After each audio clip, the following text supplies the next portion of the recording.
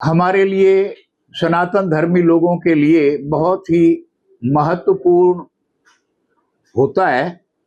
बहुत सारे लोग, बल्कि जो विदेशों में भी लोग रहते हैं, वे भी गया जी जो बिहार में है वहाँ पहुँचते हैं। वहाँ पूरे श्राद्धों के अंतराल में वो वहाँ रहते हैं, पिंड दान करते हैं। श्रद्धा अनुसार दान पुण्य की स्थिति, वो जो भी सामर्थ्य है, जैसी सामर्थ्य है, उसके अनुसार वो बड़ी श्रद्धा और निष्ठा से करते हैं।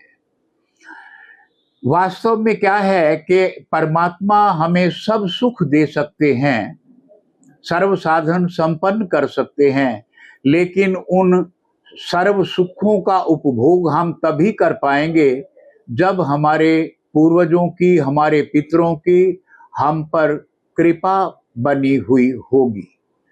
सुखों का उपभोग अगर करना है तो पितृपक्ष से हमें जुड़ना होगा, श्राद्धों से हमें जुड़ना होगा, क्योंकि 3 पीढ़ियां हमारी प्रत्यक्ष पिता और माता जो है वो जोड़ने वाले हैं।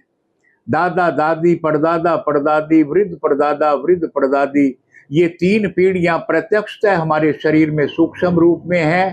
3 बाद की इनके जो पीढ़ियां हैं वो अप्रत्यक्ष रूप से, लेकिन उनको तलाशा जा सकता है।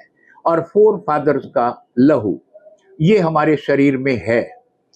अब ऐसी स्थिति में ये जो हमारे दादके हैं वो हमारे पिता के माध्यम से हमारे शरीर में आते हैं, और जो हमारी माँ है उसके माध्यम से भी यही 3 पीढ़ियां अनुवंशिकी की और 3 पीढ़ियां बाद की प्रत्यक्ष और अप्रत्यक्ष रूप से 4 फादर्स का लहू ये माँ के माध्यम से हमारे शरीर में आता है।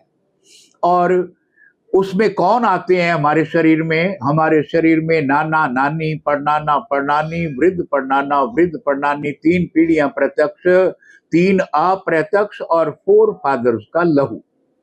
तो जो चीज हमारे शरीर के अंदर पड़ी है उसको अगर हम मतलब एक हृदय की भावनाओं से करते हैं तो ये हम स्वयं को भी तरंगित करेंगे, ऊर्जावान करेंगे, और सर्व जो साधन संपन्नता का है वो भी हम दिग्दर्शन कर पाएंगे।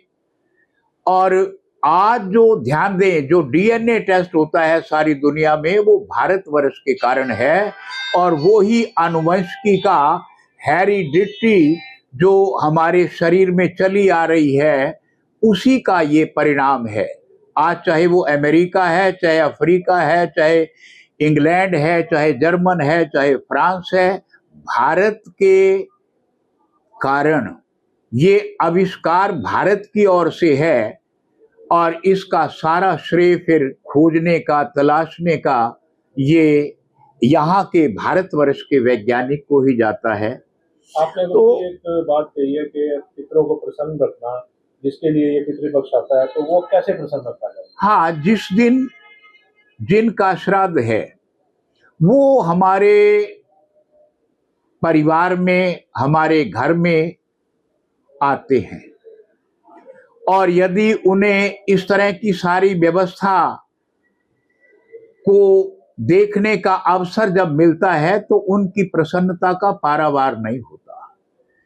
इसमें उन्हें केवल निष्ठा चाहिए और लगना चाहिए कि हाँ, ये श्राद्ध की प्रक्रिया हो रही है। अंदर से तो हम महसूस करते ही हैं, लेकिन वो बाहर से भी प्रदर्शित होना चाहिए कि आज के दिन, विशेष दिन में जो भी तिथि है उसमें हम अपने जिनका श्राद्ध कर रहे हैं, कम से कम 3 पीढ़ियों का हमें श्राद्ध अवश्य ही करना चाहिए अगर हम अपने पूर्वजों की कृपा प्रत्यक्ष रूप से चाहते हैं।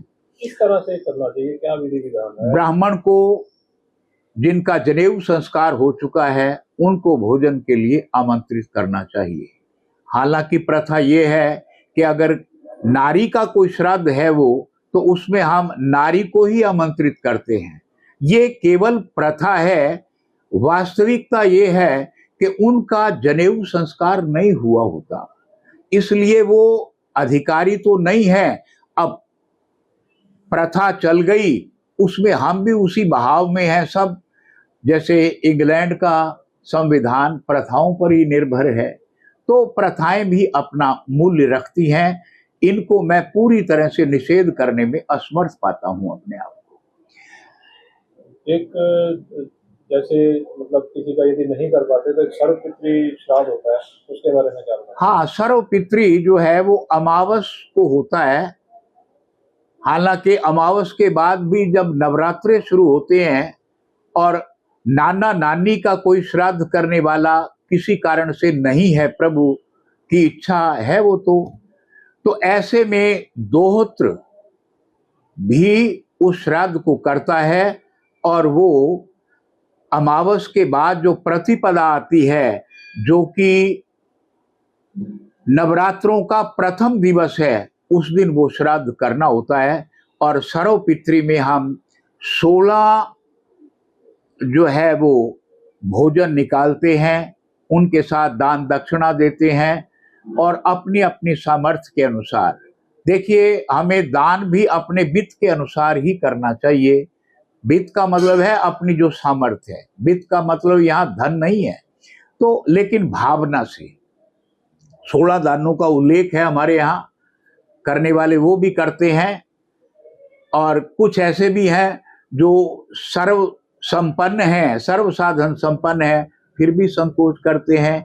लेकिन फिर भी हमारे इस देश में, सनातन धर्म में, इन्हें किसी न किसी रूप में हम सभी स्वीकार करते हैं और अपने पुरखों को स्मरण करके, उनको याद करके, स्वाभाविक है कि हमारे शरीर भी, हमारा मन भी, हमारा बुद्धि का भी जो विचार है वो ऊर्जावान होता है।